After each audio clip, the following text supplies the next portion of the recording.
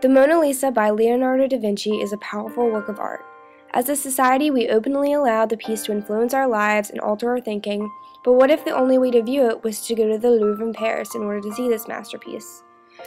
Most of us would not even be aware that this oil painting existed. We are acquainted with this painting only because of the reproductions of it.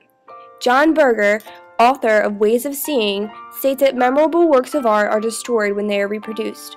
Although reproductions do, in a sense, distort the painting a bit, it does not damage it completely.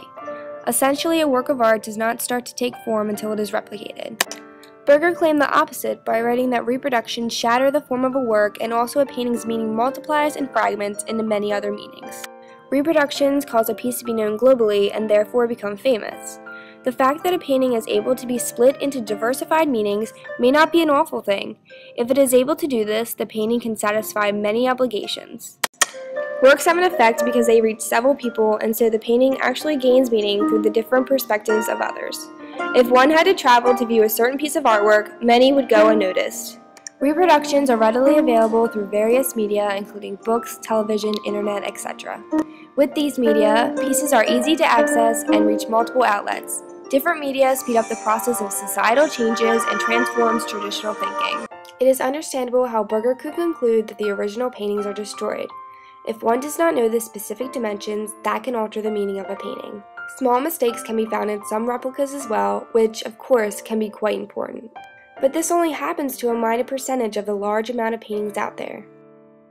When people begin to notice the impact of artists' paintings, it swings the door open for educational development.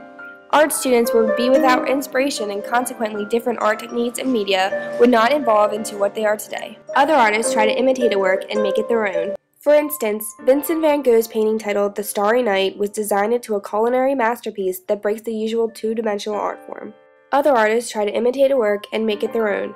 Pablo Picasso tried to replicate the painting Las Meninas by Diego Velázquez, and he created a cubism piece. Ron English endeavored to remake La Guernica by Pablo Picasso, which resulted in a cinematic realism piece. While replicating these well-known works, the piece takes on another effect altogether. This does not alter the meaning, it just adds on to it. Even propaganda that is released today have involved certain oil painting references into their advertisements. A Tao poster uses the classic aspects of the painting Venus, portrayed by Sandro Botticelli. The top of the Tao resembles the shell, and the bottom of the Tao is the hair of Venus. The poster of the girl is similar, with the hand being placed in the middle of the chest. With another advertisement for hotels, it mirrors the painting School of Athens, represented by Raphael. It has a giant archway along with the steps and shows people mingling and attending to their own business. Advertisements such as these are only a few of the propaganda that is designed to simulate oil paintings. This is evidence that famous paintings are relatable to a mass audience because the audience recognizes the familiar work of art.